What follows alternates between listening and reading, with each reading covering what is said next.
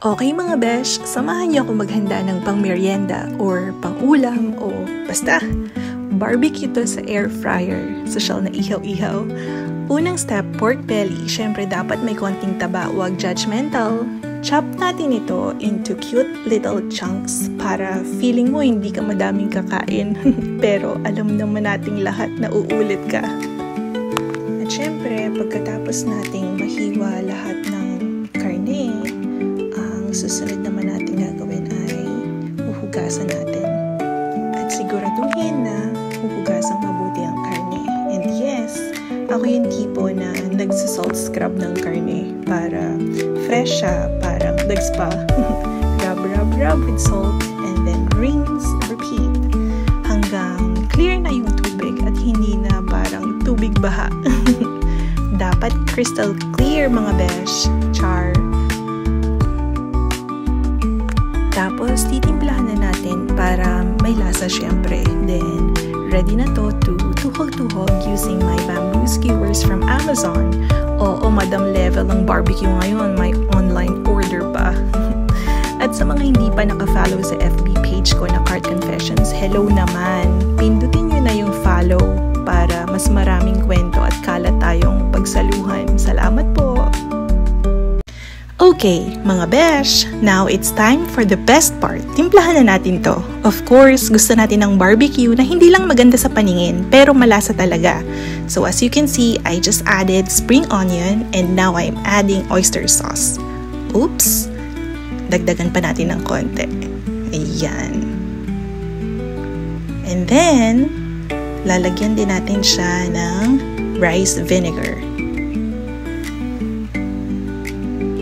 Konti lang. Tansya-tansya lang mga besh. And then, syempre, lalagyan din natin ng sesame oil. Kasi di kumpleto ang barbecue kung walang halimuyak ng sarap. Tansya-tansya lang, pero with love syempre. At kung may secret ingredient ka girl, ilabas mo na. Sabi nga nila, ang sikreto ng masarap na timpla nasa puso. Ayan. Tapos, haluin na natin gamit ang kamay. Oo, kamay talaga ha, hindi rubber spatula. Kailangan maramdaman ng baboy na seryoso tayo sa relasyon na to.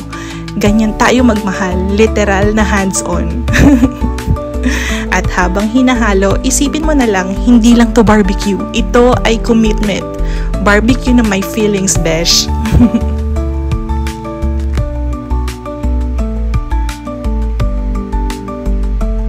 Oops, at nagpahabol pa tayo ng ground pepper and salt. Sige, halo lang besh. Kaya natin yan.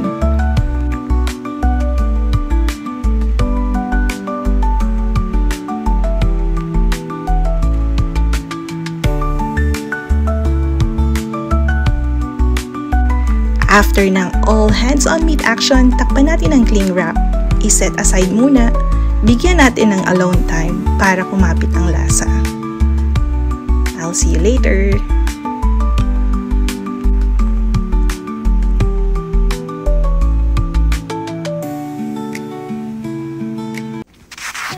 Okay, simula na ng tunay na laban. It's tuhog time!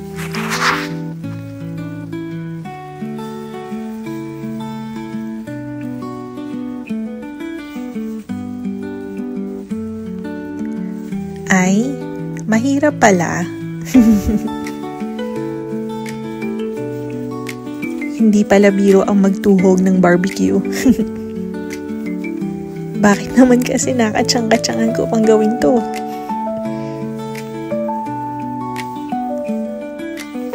Akala ko madali, hindi pala. Life challenge siya, beshi, no joke.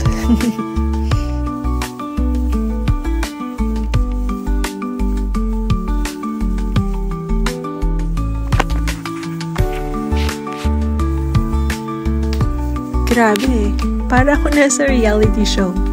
Tuhog or never? Ang hirap nito ha. Seryoso, hats off sa mga tindera-tindero ng barbecue. Lalo na sa mga taga-tuhog. Hindi to madali ha. Iwasan masalubsob. Huwag masaksak ang sarili. At kung makalusot ka ng buo, congrats! Certified barbecue warrior ka na. Kaya natin to mga beshi. Tuloy lang ang laban. Konting tiis mga besh. Kung may tiyaga, may nilaga, 'di ba? Kung minsan feeling mo parang tinutuhog din ang life mo, laban lang. Humuhugot pa no? Tuhog-tuhog lang, tuhog-tuhog-tuhog lang. Yun ba yun? Ay, ikot-ikot lang pala yun, ikot-ikot lang. Pasasaan ba't matatapos din natin tong pagtutuhog serye na to? Ito na yung part na narinig ni Edwin na may pumupukpok sa kusina. Sinasabihan niya ako na bakit daw ako nagpapakahirap, hindi ko na lang iprito.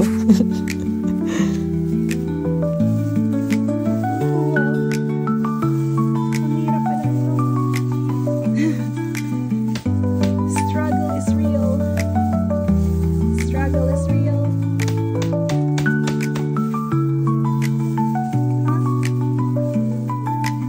Air fryer. No, it's okay.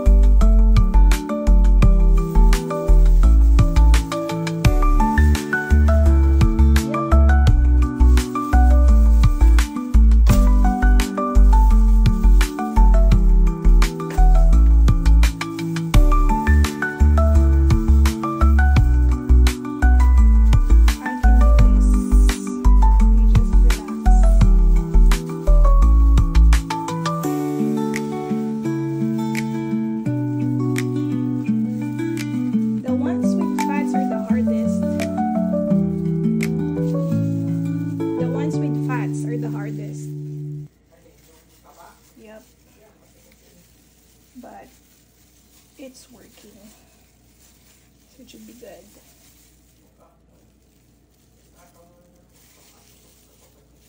Yep.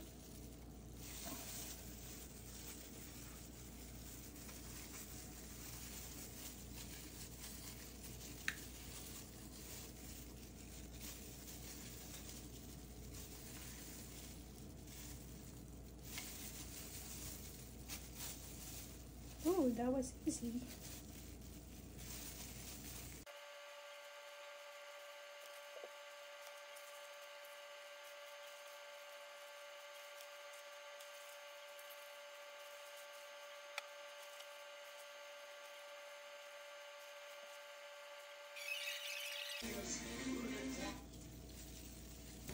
Sa pagkakataong to mga beshi, ang saya-saya ko na.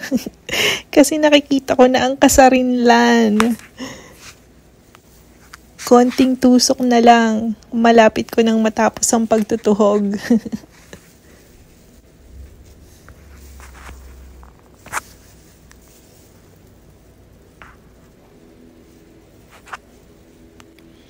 Yay! Tagumpay! Tuhog mode accomplished.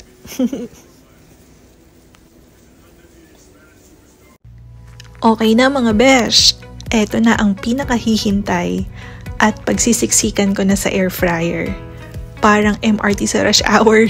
Basta maipasok lang. Laban lang. Air fryer, gawin mo na ang magic mo. Let's cook this for 12 minutes or until maluto ang fillings. Char!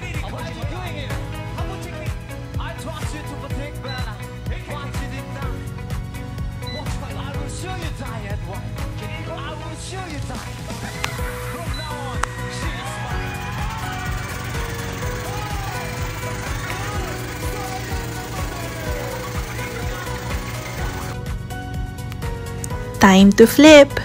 Kasi sa life, kailangan marunong kang lumingon sa kabilang side, lalo na kung hilaw pa ang effort mo.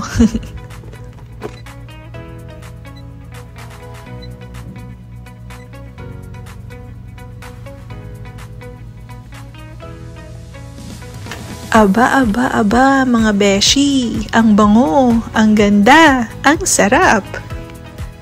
Mga besh, ang barbecue natin, ready na for meet and greet. As in meet and greet your tummy.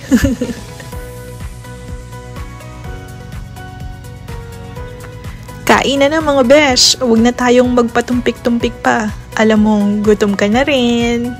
Manganta na.